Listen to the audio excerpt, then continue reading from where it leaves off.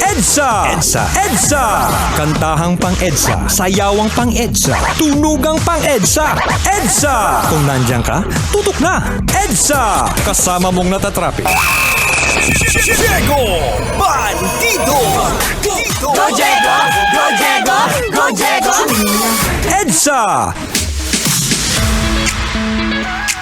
Mic check, 1, 2.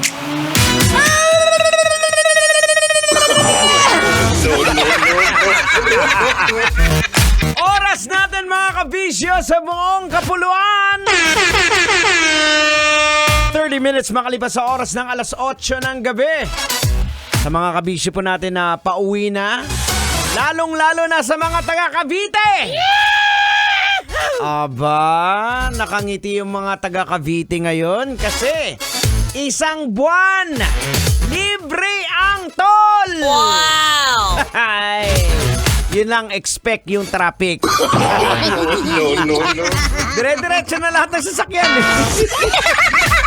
Pero napakalaking tulong po yan. Maraming salamat sa ating gobyerno. Dahil sa, kumbaga pamamaraang ito na malaking tulong din po ito, mga kabisyo. Anyways, mga kabisyo, ito na, hindi na natin patatagalin to. Pag-usapan na natin to. Binata na huli na nagbebenta ng droga para suportahan ang kanyang girlfriend. Oh no! Pambihira naman, oh! Mga kabisyo, si Dudong ay sinasabing nagsimulang magbenta ng illegal na droga upang suportahan ang kanyang kasintahan noong siya ay 14 years old pa lamang. Oh no! Grabe naman, Tang. Hindi na natin patatagalin to, mga kabisyo. Eto na. Logican na natin to, Tang. Ay, sige. Huwag mo nang patagalan yan. Ano pang hinihintay mo? Tirahin mo sa muli. Logican mo na yan.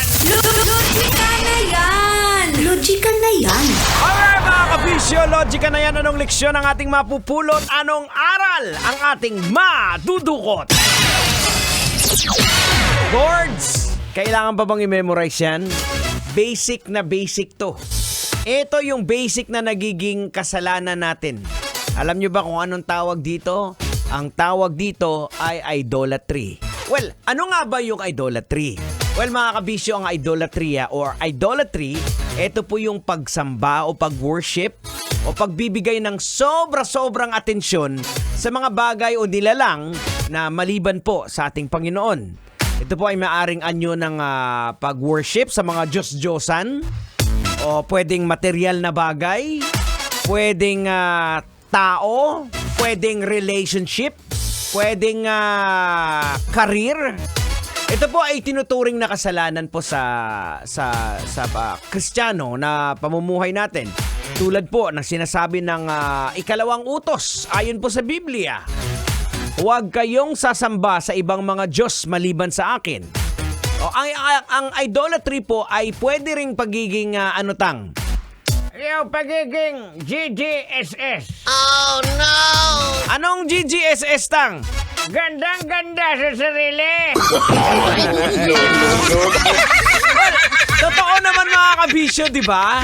Yung gandang-ganda ka sa sarili, mas inuuna mo pa yung sarili mo bago si Lord.